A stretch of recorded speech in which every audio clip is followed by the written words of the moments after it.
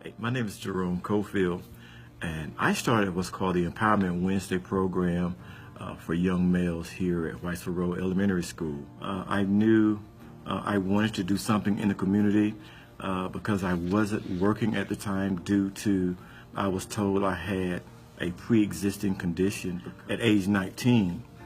That is where my journey started. I had a stroke when I was 19 years old, and nobody would hire me because I was told that I would be a liability to the company. So at 19, I started a journey in my mind of thinking and dreaming on what I wanted to do. 2 years later, after the first stroke, I had stroke number 2, and that put me further and further away from the work field. 1991, I came down with what's called Guillain-Barré transverse myelitis that left me paralyzed in both of my legs, the left arm, my vocal cords, and I knew that my life was over. But when God has a plan for you, even in that season of my life, I began to dream. I began to write visions. I began, as the scripture says, write the vision, make it plain. So I began to write a vision of if I ever would get back on my feet again, this is what I want to do. I ended up here at Whitesville Road Elementary School as a volunteer through communities and schools. And when my time I thought was up, God opened another season for me. And I took a year or two to just watch the students and find out what they were like, and for them to get to know me and for me to get to know them. I asked 12 students to join me every Wednesday to wear a tie. I wear a tie to work every day, and I felt that if I could just get 12, a biblical principle of 12 students to join with me to wear that tie, we could make a difference. And the following Wednesday, I had 12 students to show up in their ties, and I taught them how to tie their ties and all that. But 2 weeks later, we had grown from 12 to 40 students, and these students began to invite their peers. I had nothing to do with the growth.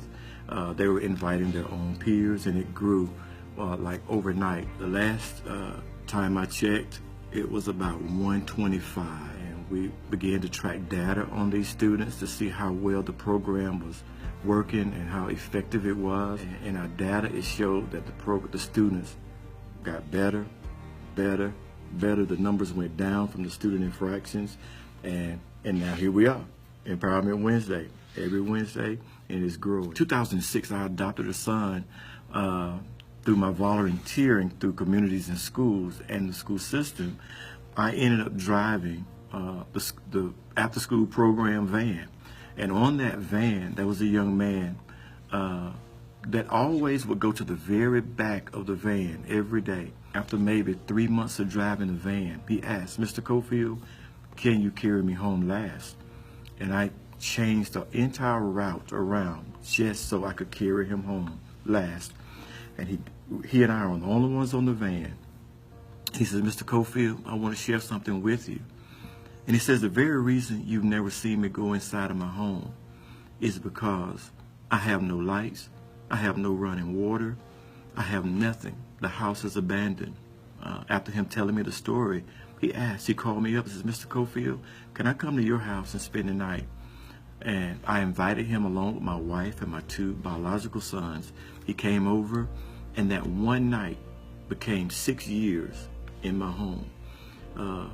I taught this young man how to be a man. He was only 14 years old when he came. We got his first car. We disciplined and all the whole thing with my sons. He grew up with it. He ended up leaving my house, going to college, and the same thing that I'm doing with Empowerment Wednesday on an elementary level, he is now doing it on a college campus level.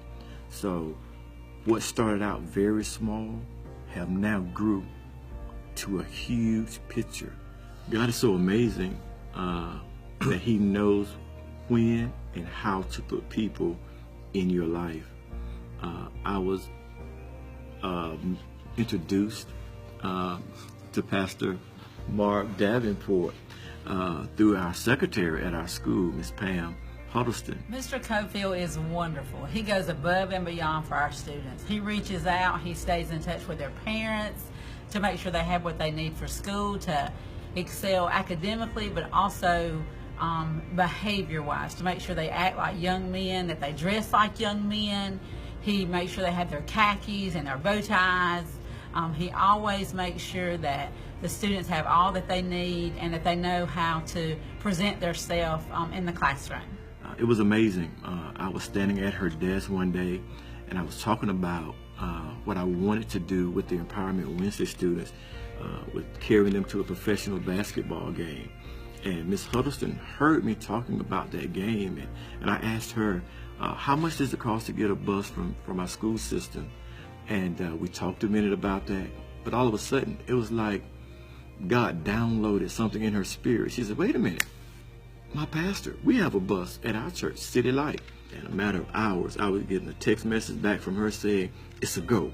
Our church will partner with you and the Empowerment Wednesday students, and you guys can carry them to the Atlanta Hawks game. And that church, City Light, did that, and I'm grateful for it. And out of that one connection, City Light Church decided to go above and beyond our partnership. I know Pastor Mark on I-85, he's driving the bus, and I'm sitting right behind him, and I'm saying to myself, it must be somebody else driving this bus, because Pastor Mark was turned around talking to me, but yet at the same time driving this bus. He asked me about the Empowerment Wednesday program, how it worked, and how many students was involved, and things that we wanted to do, and things that, how can we do this? So I began to share. And eventually Pastor Mark says, I tell you what, the next trip, what we would do, our church would send these boys back here. A few days later, Pastor Mark and I, we met, and he shared with me that he wanted to sponsor our program through BioTree Change a Life program. And we settled that, but not only that, we decided to take the Empowerment Wednesday program outside of this school and over into Ethel Kite Elementary School. So the Empowerment Wednesday program in 2017-2018 school year, we would be in Ethel Kite Elementary School because of this particular ministry, City Light Ministries, and we are grateful for that. It's one thing when you try to do something on your own. No man is an island, but it's a whole different world when others surround and come together. God would do great and mighty things through that. And I'm believing that he's going to do great and mighty things through City Light Church and the Empowerment Wednesday program together. Keep your eye on us.